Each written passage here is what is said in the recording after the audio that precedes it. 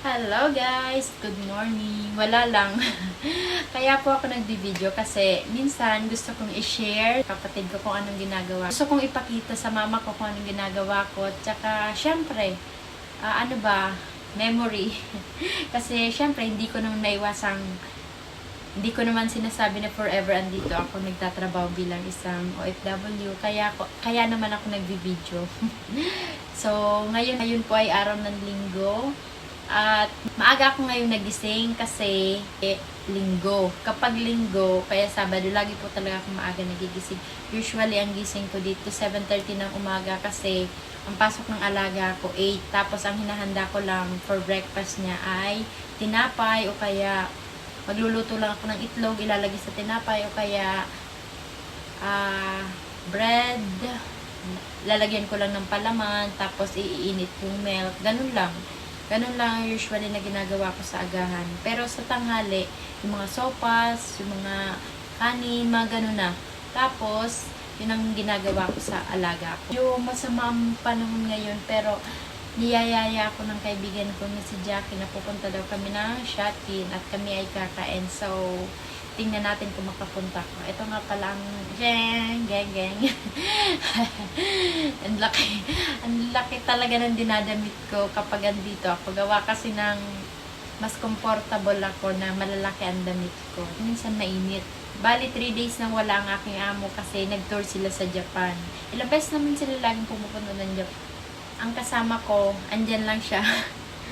Ang kasama ko yung alaga kong aso. Hindi ko nga alam kung anong oras ako lalabas kasi yung aso, nagtitake siya ng medicine niya tanghali tsaka gabi. Wala yung mga amo ko. Bali, kukulong ko lang siya dito. Nakakasad na.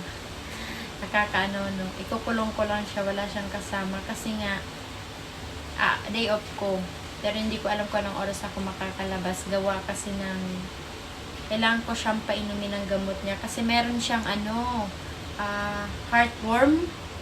Pangyin kami. Ito pala. Tcharan! Look Tangin! Look! Meron siyang heartworm. Tatlong gamot ang iniinom niya. Tapos meron isang beses lang sa isang buwan.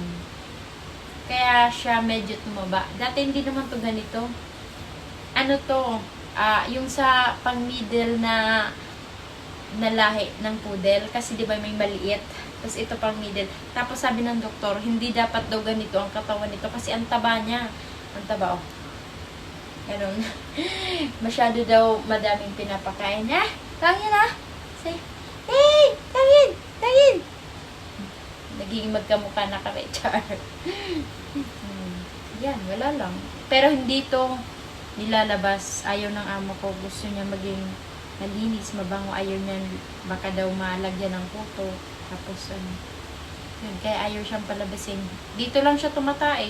Umiihi. Dati hindi pa tumarunong. Lagi nagagalit ang amo ko sa kanya at sa akin. Kasi hindi ko daw tinuturuan ng tamang ihian. Malay ko ba sa aso? Kahit na may mga pang-spray kami, minsan nagagalit ang amo ko. Sabi, isang beses kaya nasabihan ako ng amo ko. Sabi niya, kapag hindi daw ito natutong umihi doon sa pad, otherwise daw, kami daw na dalawa uuwi ng Pilipinas. Natawa naman ako, parang balak niya naman ipamigay ito. Di wow! Tapos kinagabihan, sorry siya. Sabi niya, sorry daw, nabigla daw siya. Pero no choice, ganun talagang amo. Minsan may mga, di ba tangin? Look tangin look at yourself. See? Hey!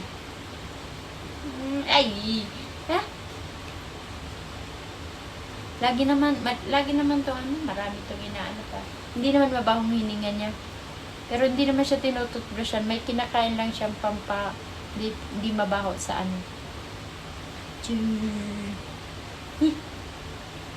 Bye-bye! Tangin! Bye-bye! Right, ito na naman siya. Oh! Yeah! Wait! No no licking. Pag pinapalo ko to, ganito. Hindi naman siya nagagalit, pero pag amo ko ang pumapalo sa kanya, umaano siya. Parang nasasaktan. Ganon. Ano na, ilang buwan pa lang to.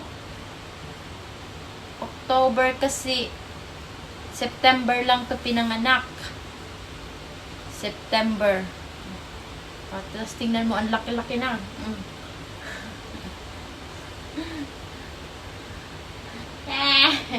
Bigat-bigat na kaya, ewan ko. Pero sabi, bawal daw tong kakainin ng madami. Kaya sobrang taba na ngayon. Okay, guys. So, ayun na nga po guys. Ako ay andito na sa MTR station dito sa lugar namin. Ako po ay papunta na ngayon ng shopping. At bali, andito na nga po tayo ngayon sa isang kainan. Mahaba po ang pila dito. Yun nga lang, tinatanong naman ng staff kung willing daw bang makipag-share. Kasi kapag nakipag-share ka, mapapabilis ang pila mo. So, kami naman, willing naman kami makipag-share. Kahit ano, syempre, mapapabilis ang pag-ano namin, makakaupo kami. Tsaka masarap po kasi dyan kasi meron po silang mga fresh baked na mga tinapay. Tsaka bali, ang kasama ko po pala dito si Ate Maylin tsaka si Jackie. Ayoko nila magpakita sa camera. So, ako lang.